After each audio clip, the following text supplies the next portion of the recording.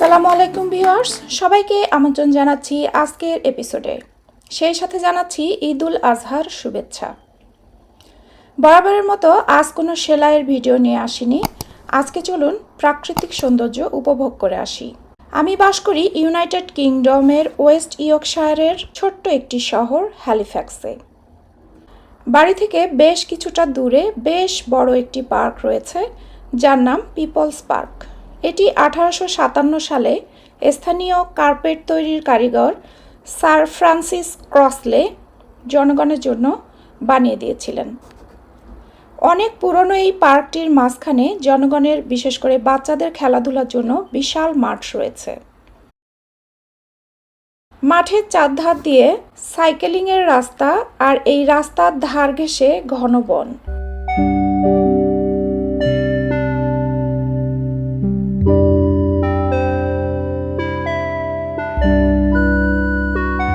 বনের ধারে রং বেরঙের ফুল, বনরানীর পায়ের নিচ দিয়ে বয়ে গেছে পানির নহর। এ যেন কোনো দক্ষ চিত্রকর নিজের হাতে রং তুলি দিয়ে এঁকেছেন।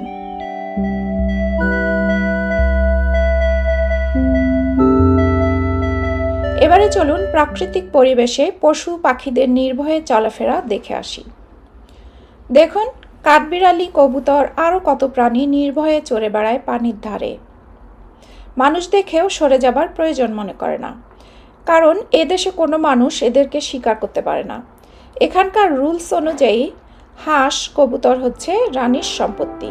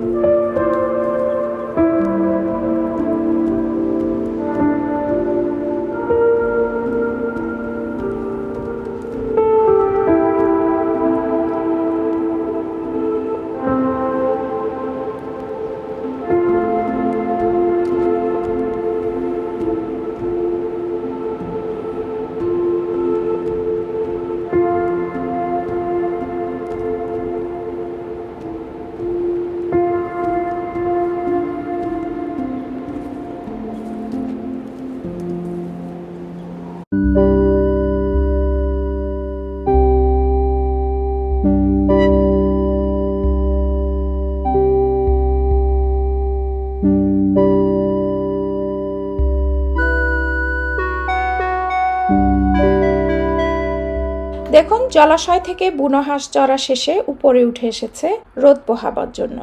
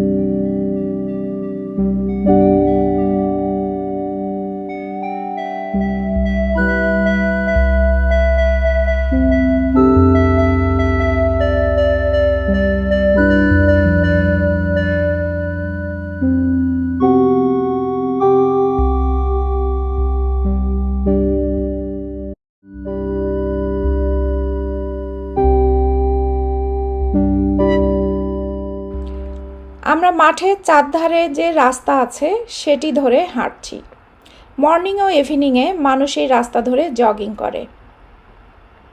আমরা এখন যাচ্ছি সাইকেলিংয়ের স্পেসিফিক একটি জায়গা রয়েছে সেখানে। বাচ্চারা সাইকেল এনেছে চালানোর জন্য।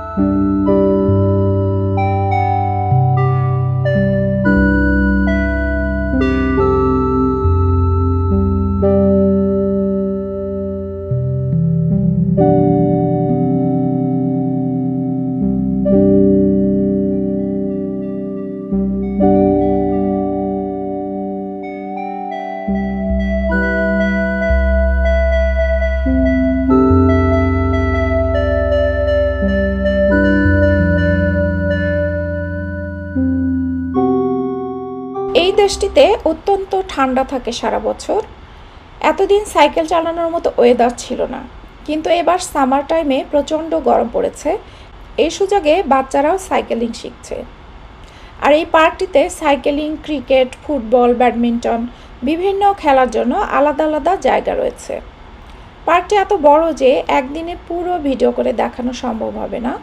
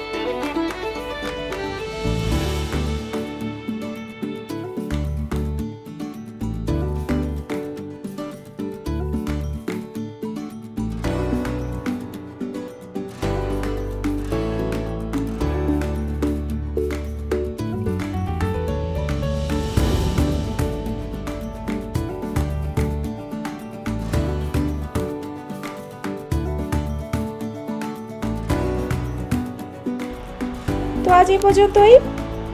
ফিরে আসবো পরবর্তী ভিডিওতে নতুন কিছু নিয়ে। সে পর্যন্ত সবাই সুস্থ, সুন্দর এবং নিরাপদে থাকবেন। আল্লাহ হাফেজ।